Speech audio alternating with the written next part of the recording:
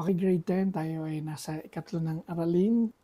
Pag-uusapan natin ang mapanagutang paggamit ng kalayaan. Ilan sa pakahulugan ng mga tao sa kalayaan ay ang iba ay inisip nila ang kawalan ng mananakop sa bansa.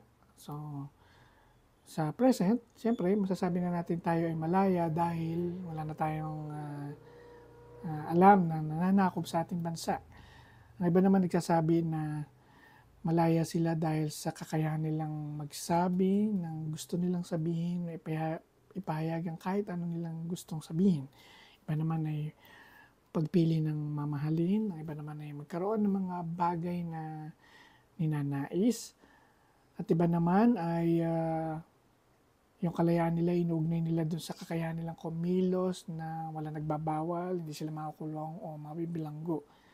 At ang iba naman ay gumagawa ng anumang nais nilang gawin. Now, tanong, ito nga ba ang tunay at malalim na kahulugan ng kalayaan? Ayon kay Santo Tomas de Aquinas, ang kalayaan ay ang katangian ng kilos, loob na itinakda ng tao ang kanyang kilos. Okay?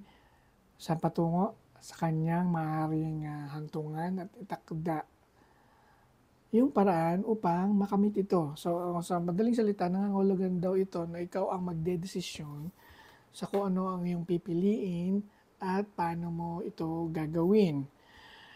Ayon naman sa ating saligang batas, ang kalayaan ay isang bahagi ng katipunan ng karapatan. So, isinasa dito na hindi dapat daw alisan ng kalayaan ng tao tulad ng pananalita o pagpapahayag, paninirahan at iba pa. So, ang kalayaan ay may tuturing pa lang isang karapatan. So, bagamat sinasabing ikaw at ang bawat isa sa atin ay malaya o may karapatang gawin ang kahit anong gusto natin gawin, may isang paalala sa saligang batas natin na hindi ito dapat nakakalabag o nakakaapekto sa karapatan ng iba. Dahil dito, kalayaan ay isang responsibilidad o pananagutan. Kaya, ito ang ating tatandaan, ayon sa saligang batas natin, ang iyong karapatan ay nagtatapos sa pagsisimula ng karapatan ng iba. Okay. So, ang kalayaan ay dapat daw natin gamitin upang marating ang kaganapan natin sa ating pagiging tao. Bakit natin kailangang isipin ito? Dahil, first of all, ito yung atin ang tinatalakay sa edukasyon sa pagpapakatao. Yung kung paano tayo magiging ganap na tayo, paano tayo magiging ganap na nagpapakatao. So, pwede daw natin gamitin ang kalayaan para marating ito. So, ano yung una? Kalayaan ng isip. So, kalayaan ng isip, ang ibig sabihin nito yung kung saan ay yung dito nagsisimula din yung kalayaan natin siyempre, kaya dito tayo nagsisimula ng ating paglikha sa mga napakaraming mga bagay. Kasi una sa lahat, tayo yung pinakamatas na uri na nilalang ng tao. Okay ba? Tayo yung pinakamatas na uri, tayo yung may kakayang umalam, mag-isip, at magnilay.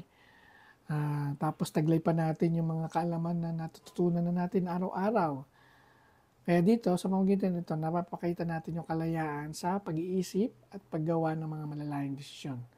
Ayon nga kay Clinton Lee Scott, sabi niya, ang kalayaan sa pag-iisip ang simula ng lahat ng kalayaan. So, yun yung una natin gagamitin, kalayaan ng isip. Pangalawa ay kalayaan ng damdamin. So, una sa lahat, wala daw sino man o maaring magdikta kung ano ang ating pwede at hindi pwedeng maramdaman bilang tao. So, nakakaramdam tayo siyempre, nakakaramdam tayo na saya, lungkot, takot at pangamba. Kasama pa dyan yung pangunawa at damdamin ng pagkaawa sa ating kapwa.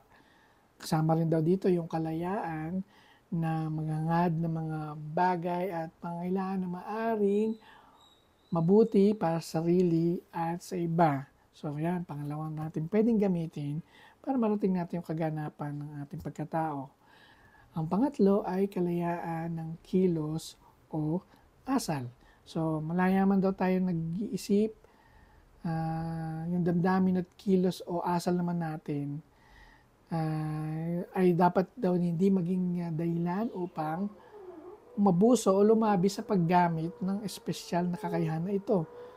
At in addition, yung karapatan natin yung karapatan natin na maging malaya. So, yun na, hindi dapat daw umabuso. Kasi ngayon nga, dahil daming umaabuso sa kalayaan, di ba? Alam naman natin lahat pare-pareho yun. So, dahil doon patuloy na nagawa ng mali ang mga tao. Kapag daw, siyempre nakita natin nakapagdulot to ng sakit at suliranin sa damdamin ng iba. At siyempre, ganoon din sa atin. So, paano daw natin maiwasan ito? Kailangan nating maging mapanagutan sa paggamit ng kalayaan. Maging mapanagutan. Yan. Bigyan pansin natin ang kahulugan ng kalayaan na ibinigay ng mga sumusunod na eksperto. So, ayon nga kay Santo Tomas de Aquinas, sabi niya kanina, ang kalayaan bilang katangian ng kilos loob na itinakda ng tao, ang kanyang kilos tungo sa kanyang maaaring hantungan at ang paraan upang makamit nito. So, gaya nga na sinabi kanina, no? Sabi, ang ibig sabihin nun ay ikaw yung magdidesisyon kung ano yung pipiliin at paano mo ito gagawin. Okay? Ay kay Esteban, ang kalayaan ay paggawa ng gawain nararapat upang makamit ang alin? Ang pinakamataas at pinakadakilang layunin ng kanyang pagkatao. So, in other words, ang tunay na kalayaan ay mapanagutan, kaya't inaasahan ang bawat isa sa atin ay nararapat na kumilos at mag-isip ng may kabutihan. Kasi, tandaan natin, ang kalayaan ay handog ng Diyos sa atin. Like, in other words, yung free will, kalayaan yun, di ba?